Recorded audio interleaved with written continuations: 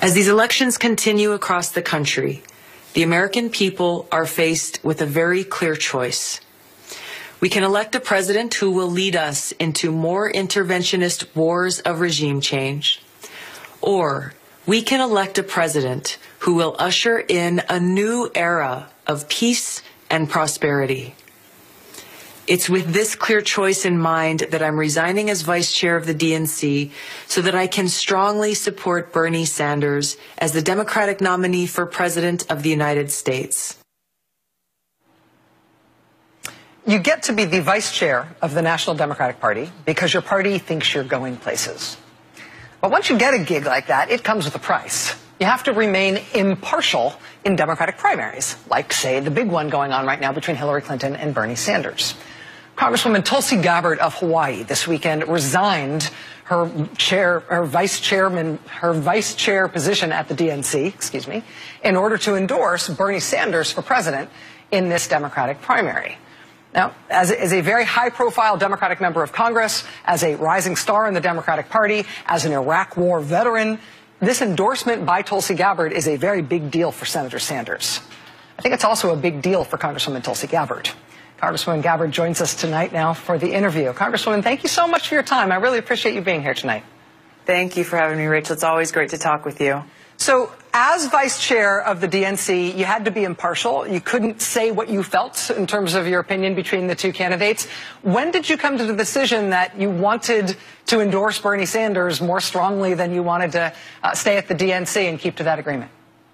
Well, Rachel, I got to tell you, it's been increasingly frustrating over the last several months as I've seen these presidential primaries continue, frankly, on both the Democratic and the Republican side, and how cheaply both they and most of the media have taken the issues of war and peace in not challenging these candidates to really explain their positions in depth, to examine what kind of commander-in-chief they will be for our country, which I think is the most important job that the president has.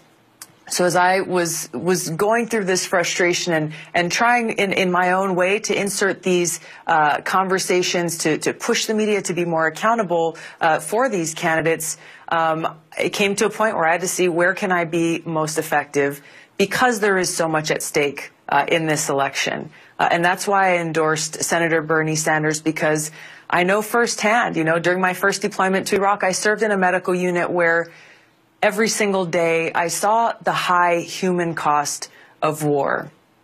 Coming home, serving in Congress now, we're dealing with budgets, and we're seeing every day the economic impact of how all of these resources that we as a country have spent in these interventionist wars of regime change have cost our country and our economy and our ability to really invest and nation build here at home. So I'm endorsing Bernie Sanders because he has that sound judgment and that foresight and that commitment to stopping these interventionist wars of regime change. And there's a very clear difference there between him and Secretary Clinton in that regard. Well, Secretary Clinton has, I guess I would say that she has tried to persuade Democrats that she would not be more hawkish than President Obama. I asked her that question directly. She said she would not be more hawkish than President Obama, and that perception was inaccurate. She's tried to persuade Democrats that she has learned the lesson of why her vote for the Iraq War in 2002 was the wrong vote. You're not persuaded by that argument from her, clearly, but do you feel like if she won the nomination, you'd ultimately be able to support her, or is this endorsement for Bernie Sanders a real absolute rejection of what she has to offer on this issue that's so important to you? Yeah, Rachel, I'm glad you brought this up because there's a few really important points there. I think there's a very clear difference between what someone says and what they actually do. And that's where, as we look at this most important question of who our next commander-in-chief could be and what qualities we look for in them, we can tell what they will do by looking at their past.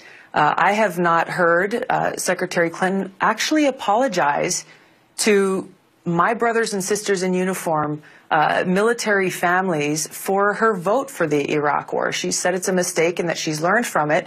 But when you go down the line and say, okay, well, how do you explain her being the architect and champion behind the war, the military action to overthrow Gaddafi in Libya? And when you look at the results of that action and that mission that she set out upon successfully. We've got a failed state full of chaos, thousands of lives lost, and now ISIS and al-Qaeda having a stronghold in that country. Take another step forward. If she says she's learned from Iraq, then why is she championing this war to overthrow the Syrian government of Assad and essentially promising to escalate that war if she's elected as president by implementing a so-called no-fly zone? And you've questioned Secretary Clinton on this issue of the no-fly zone and the fact that taking this action would put us directly in conflict with Russia and what the implications of that will be. So, again, this is why the issue of judgment is so critical and how Hillary and Bernie differ very greatly, and where there's a clear choice for those who are going to be voting tomorrow and in the coming states about what they're looking for in that commander-in-chief. Congresswoman Tulsi Gabbard, if you did this endorsement, as you say, in order to try to get people talking about national security issues in the primary in a way they haven't been already, you have succeeded in doing that, especially by doing it in a way that is so focused. Thanks for being with us. Thank you. We're just beginning, Rachel. Thank you. I appreciate you being here.